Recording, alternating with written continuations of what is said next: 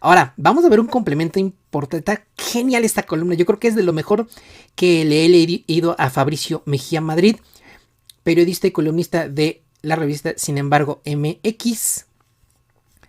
Bueno, aquí en esta columna Fabricio pues comienza dando una breve introducción. Dice: esta columna, con datos de infodemia del Sistema Público de Radiodifusión del Estado Mexicano, no puede hacer el recuento completo de las mentiras porque eligió para su despliegue elegir las 12 uvas del año. Muchas de mis favoritas quedarán fuera, como la de la prohibición de los nacimientos o la magia negra que se practica en Palacio Nacional. Está muy bueno. Lo de los nacimientos también estuvo de loco, ¿no? Bueno, y aquí hace una introducción brevemente, pero vámonos directo a la información para que esto no se haga tan intenso. Dice la columna, la verdad es que, repito, ampliamente recomendable, amigas y amigos. Dice: empecemos. El 11 y el 24 de enero se dieron a conocer respectivamente la muerte por COVID del presidente López Obrador. Así es, amigas y amigos, y un doble infarto que le habría dejado inhabilitado en el hospital militar. Esta historia sería retomada el 17 de febrero por denuncias ciudadanas CDMX y luego, 8 meses después, por Latinos, válgame Dios, a quien un grupo de activistas llamado Guacamaya le dio la información, según esto, directamente de los correos electrónicos de la Secretaría de la Defensa Nacional. El problema con el presidente es que aparece a diario en conferencias de prensa y giras por todo el país. Es cuando se pregunta qué sentido tiene mentir sobre la muerte del presidente si no es como un experimento para medir cuánta gente la difunde. Bien, la verdad es que estos de Guacamaya quedaron en ridículo porque eran 6 teras de información y lo primero que sacaron fue que el presidente le había dado un preinfarto y le habían tenido que hacer un cateterismo, que estaba en su rancho ahí en Palenque, Chiapas, en la finca que le dejaron sus papás, y que fue trasladado en ambulancia aérea hacia el Hospital Central Militar en la Ciudad de México, porque casi el presidente nos estaba muriendo, según estos. Al final resultó que eso fue un domingo, el presidente apareció el lunes como si nada, al día siguiente en la mañanera, y lo dijo. Pero bueno, febrero de 2022. Febrero fue el mes en que se insistió en un conflicto de interés fabricado con muy poca habilidad. La casa de Houston, que había alquilado a la esposa de uno de los hijos del presidente a cambio de contratos de Pemex, a quien ni siquiera había trabajado en Baker Hughes en esos años. Nada coincidió, ni las fechas, ni el absurdo de dar contratos a cambio de pagar el alquiler de una casa. Sin embargo, fue el notición de febrero al que no le importaron los desmentidos del propio empleado de Baker Hughes, la auditoría de una compañía estadounidense, los contratos de arrendamiento publicados por La Jornada, ni el hecho de que al final el propio reportero dijera que eran inferencias. En redes fue una información de 84% de retweets, es decir, sin opinión de sus usuarios, a un ritmo de 400 por cada 5 minutos, lo que demuestra el uso de bots. Luego se trató de vincular a otro empresario, ahora de Vidanta, en un conflicto entre concesiones turísticas y la visa del mismo hijo del presidente, pero la versión agonizó porque los contratos eran del sexenio de Peña Nieto. Les digo, imagínense el absurdo. Le dieron contratos a Pemex para que un empresario que no trabajaba en la filial de Baker Hughes, que ni tenía tratos con Pemex, le alquilara una casa a la esposa del hijo del presidente. Neta. Y luego resultó que los contratos eran del sexenio de Peña Nieto, no eran de esta administración. Al igual que, ojo, los de Felipa Obrador, la prima del presidente, que también eran contratos del sexenio de Peña Nieto. Pero bueno, esa es otra fake news que creo que aquí no se menciona. Marzo de 2022. Todo giró en torno al nuevo aeropuerto Felipe Ángeles, construido en tiempo récord y sin deuda. Se le dijo de todo, que la torre de control estaba chueca, que un cerro estorbaba los aterrizajes, que los baños no tenían agua, que solo tenía una pista, pero a la inauguración le imprimieron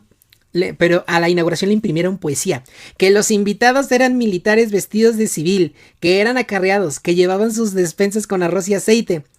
Para documentarlo usaron una foto de diciembre de 2019 de un acto del PRI en Ecatepec. Sin duda la mayor mentira fue la de Milenio, cuando aseguró que una señora que vendía tlayudas en la parte de afuera era en realidad una concesionaria de los locales comerciales que, tiempo después, se dijo que eran ambulantes o piratería, cuando se hizo una exposición de mezclilla artesanal. Aquí lo que se buscó fue el sesgo de quienes no creen que pueda hacerse una obra pública bien hecha, que solo si son con arquitectos extranjeros y constructoras privadas se puede tener confianza en lo que todavía no se conoce ni se usa.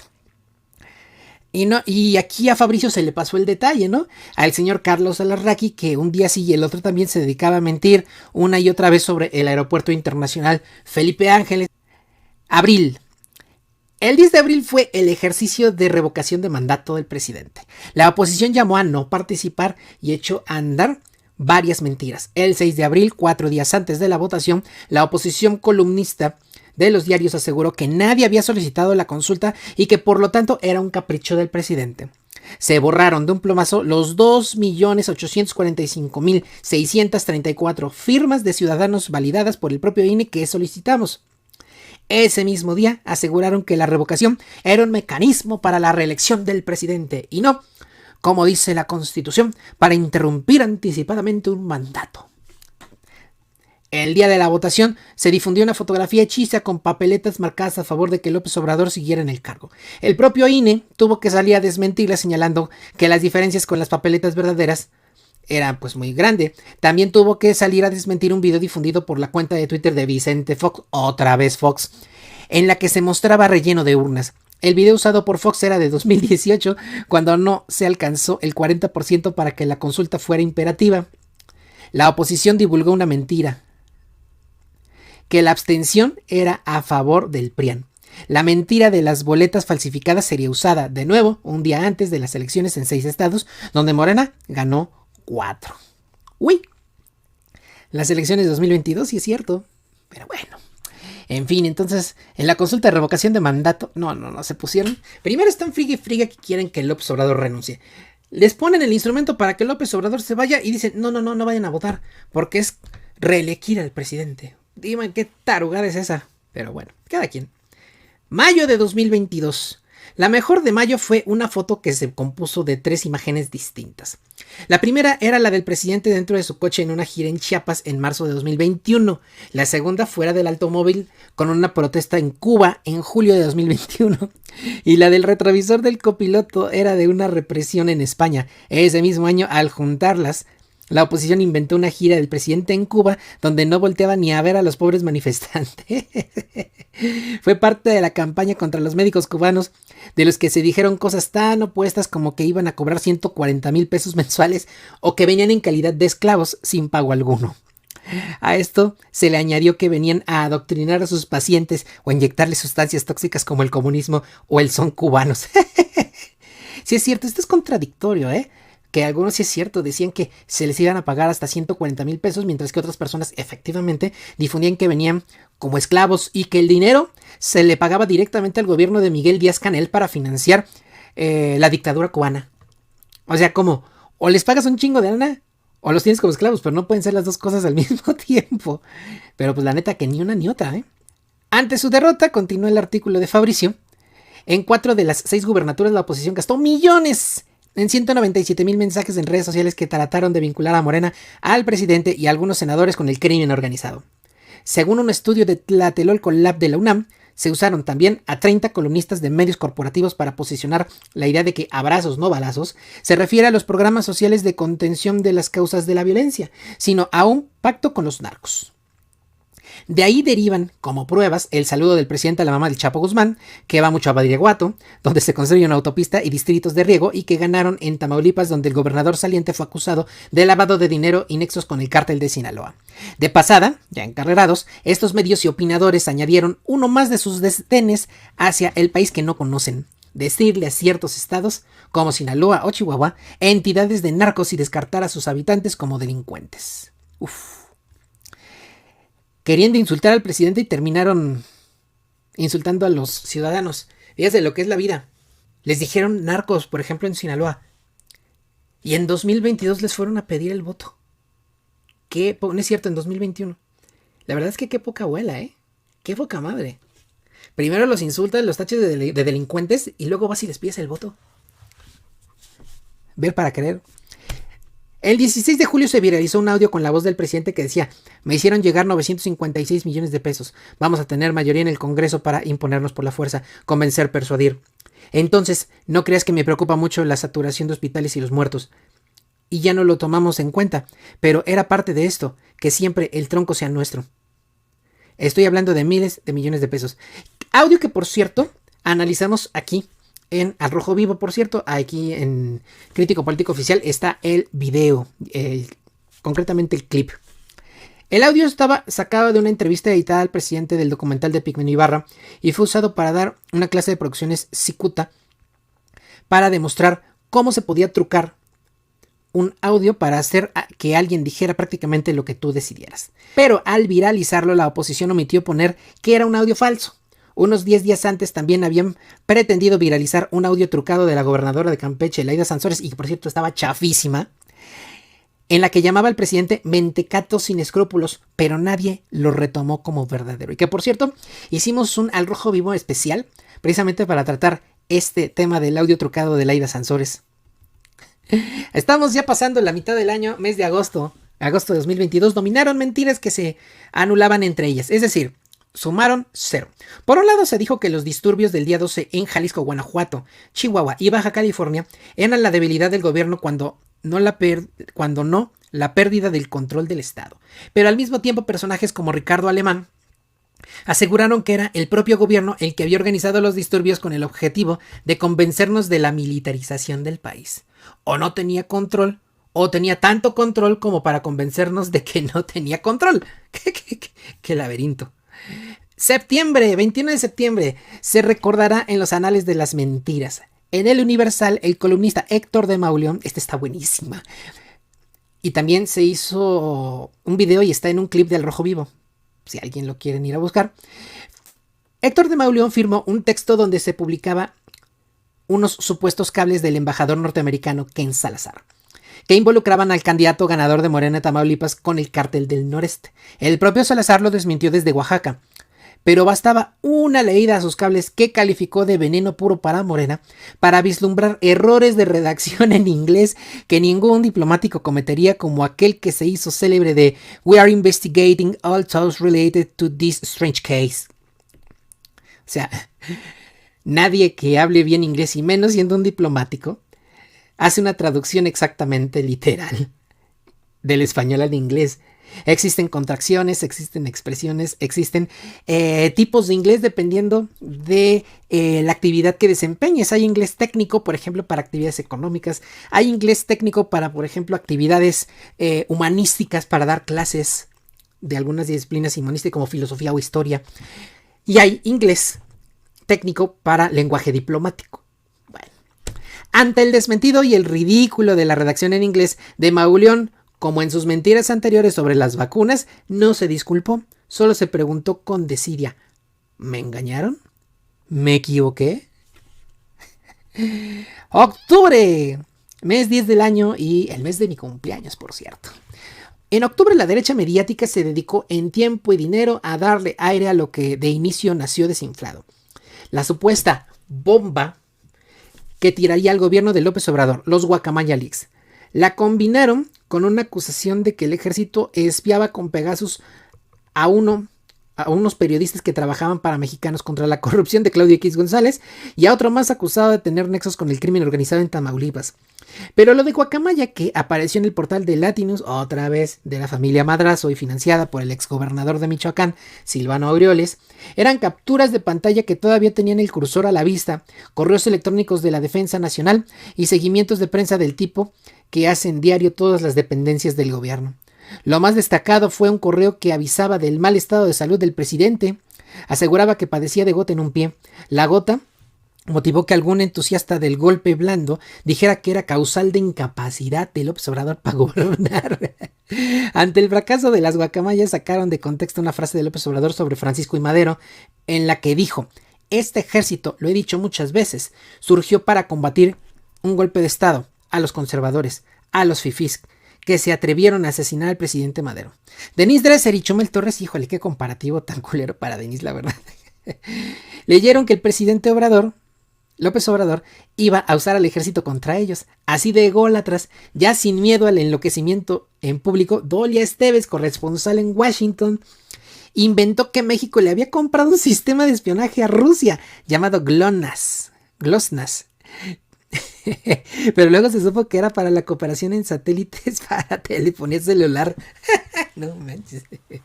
Aquí, por ejemplo, a ver. ¿Dónde está? Ah, por cierto, tenemos un short hablando de esto del espionaje. Que porque nos están robando la información. A ver, cabrones, no nos hagamos tarugos. Si tienes un plan de telefonía celular con Telcel, AT&T o Movistar, tienen tus datos personales, tu huella dactilar, tus datos biométricos.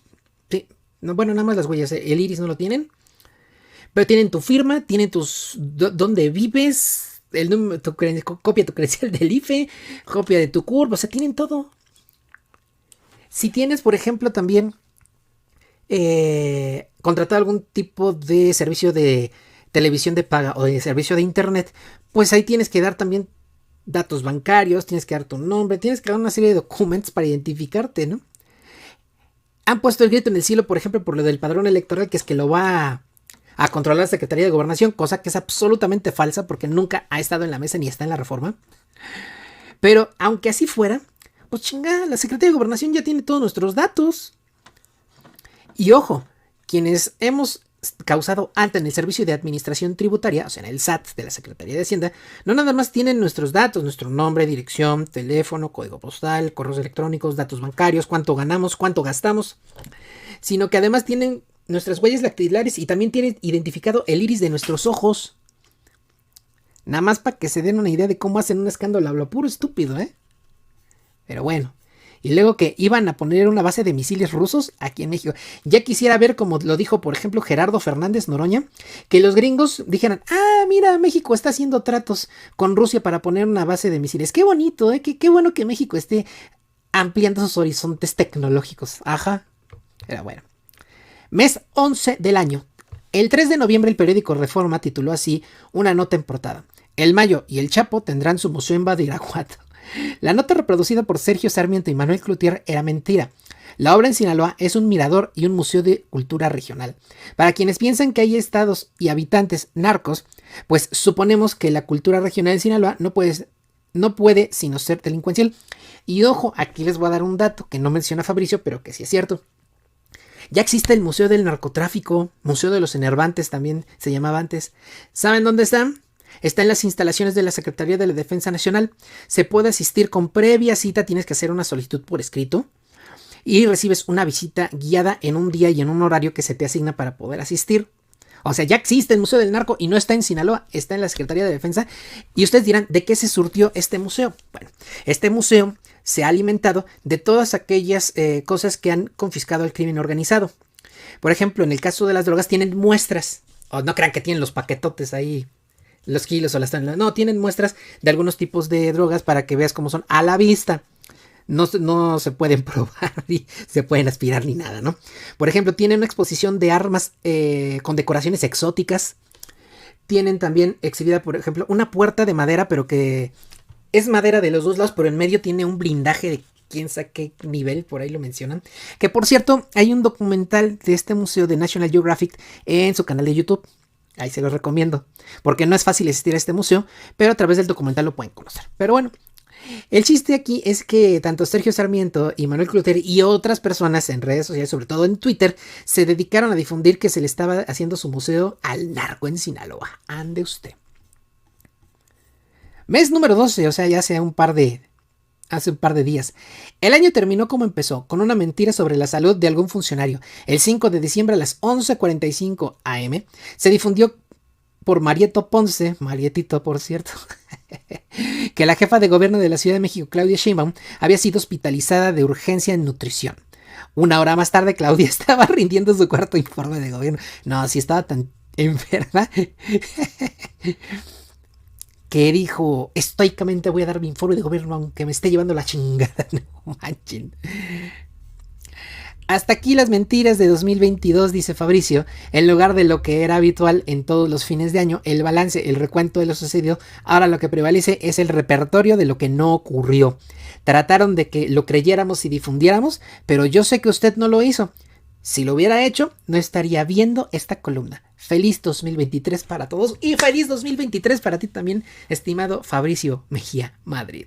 Así es, amigas y amigos, buenísimo esta recopilación de fake news, esta recopilación de notas falsas, unas difundidas a través del video de Infodemia del Sistema de Radiodifusión del Estado Mexicano, y aquí Fabricio nos hizo el favor de compartir una síntesis mes con mes de las fake news más taquilleras y que pues, la verdad no llegaron a ver la luz.